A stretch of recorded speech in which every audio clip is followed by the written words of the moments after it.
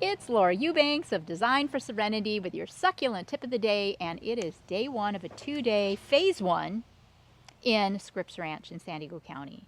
This is Connie's place, and I met Connie a few months ago. She's lovely. She recently had landscaping done, and the front came together pretty well. And for the most part, she's pretty satisfied with it. Obviously, I could pick it apart. Things, just that concern me a little bit. Oh, wait, Julian. This is Julian. He's new. So everybody say hi. They're going to ask. So I might as well just get that right on out of the way. Okay. So one thing that concerns me are all these blue glows, because as we know, agaves are monocarpic, and after they bloom, they die, and they're beautiful, but they're covering a significant amount of real estate. So when they go, then what? These Agave Victoria compactas are, I mean, I'm speechless.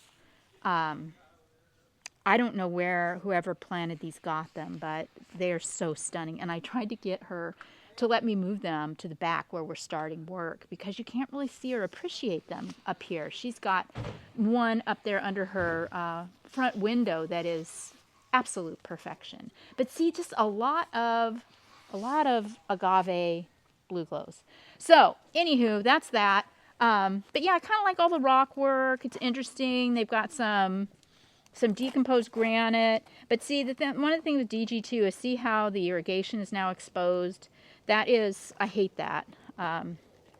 And that's the thing when you use a smaller, more fine type of gravel or rock, that irrigation tends to pop up more easily. But I like the way they threw in some 3/8 black. In River Rock, this is Scripps Ranch, and it is River Rock City here. It's impossible to dig, so Greg brought a yard of soil for us to mound. These rocks are, we have Napa Canyon, and we have some honey quartz and some Baja Cresta rubble, and then that bag is more, you guessed it, river rock. We're going to be doing some touching up in the back. The challenge on this project is, as I said, this is a 2-phase project. She had a leaky roof in the wintertime that ate a lot of her nest egg. So she needed to break the project into 2 parts. But she wanted to get started. So I tried to figure out how we could do that and make it all work out and be seamless. So as you can see, Connie is a collector of the tchotchke. She's got a lot of really cutesy things in her yard, and I just adore her little vignettes. Just so sweet. Look at the little vinca right there. And her little tipped pots, and I mean, she just has all these cute little things, but she's not married to any of it, and she said that I can do what I want, so I will. Here's her backyard, which is pristine. Back in the fires, I believe it was 2003 or 5, when Scripps Ranch burnt down, hers was one of the homes that burnt. So these trees actually survived the sycamore and the little gems. So they're very, very precious. Her late husband did all of this retention, and I think he did a beautiful job terracing this backyard. But as you can see, it just doesn't really have there's no point here, is there? No real rhyme or reason. It's all just kind of a hodgepodge. So I've got Julian up there in the back removing all the aloe arborescens, because she just doesn't like that plant. It's pokey, and she just doesn't care for it. So those will get rehomed. And I've got some other things coming in from Waterwise Botanicals that are a lot softer. The giant blue flames, these were all, we actually came in a few months ago and did a little bit of pre-work here. The blue flames were really close to the front of the patio, and she thought they were just too big and needed to go. And I said, no, they just need rehomed. They need moved back in the landscape. We have these giant trees, and they'll work against the backdrop of these big trees. So they were stuck in the ground as cuttings back in spring of this year, and they all are thriving. The only one that bugs me is the one that's sort of tipping. So I'm going to have the guys reset that one. But yeah, the The blue flames will stay. You saw all the boulders we brought. They're much larger. So we're going to throw some boulders up in there. We're going to pop in some new plants where the arborescents are coming out. And that's about it. You know, we're not doing a whole lot up here. The magic on this phase is going to be the flanks, which Hannah and I are going to knock out in tapestry.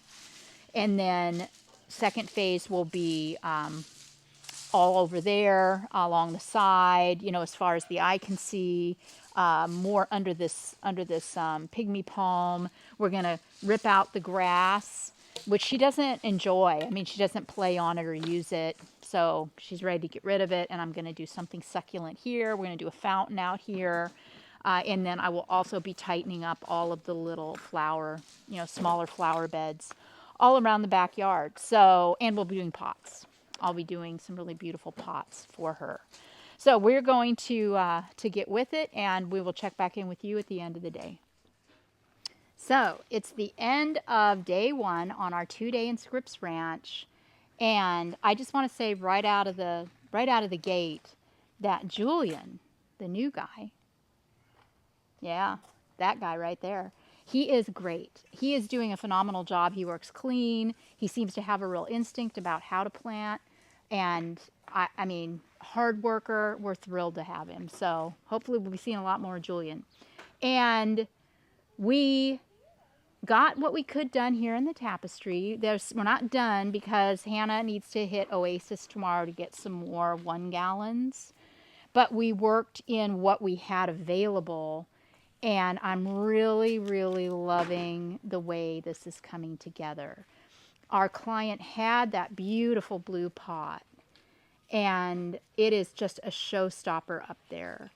I brought my green ball from home, and it's great, but honestly, it's that blue pot for me. So I tried to be really careful not to plant anything around it that was going to get too tall and cover it up. And also, I wanted to plant something in it that wouldn't require her to hand water, because I don't like running drippers into pots. It's too hard to control the amount of water. And that I wanted to plant something in it that wouldn't require much water. So it's an aloe cameronii, and it's going to turn really, really red because we beheaded it. I think that's going to do very, very nicely in there. And then her Aeonium Zwartkopf, we decided not to cut them up. And I know many of you will be so happy to hear that. But it looks so cool. Just there, like that, doesn't it? It's probably the tallest arboretum I've seen in a really long time.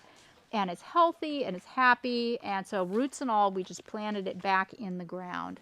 So the top dressing in here is going to be burgundy mixed with the Arizona River Rock so that it looks really seamless.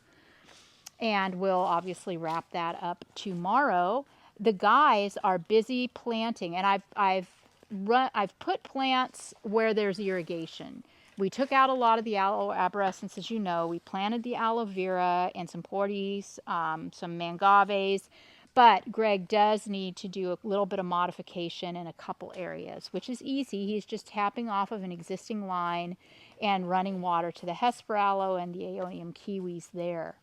I'm also going to have Hannah grab a few barrel cactus tomorrow at Oasis so we can pop some cute little barrels in some key areas as well. Remember, this is the next phase. It's killing me not to address it, but it's okay.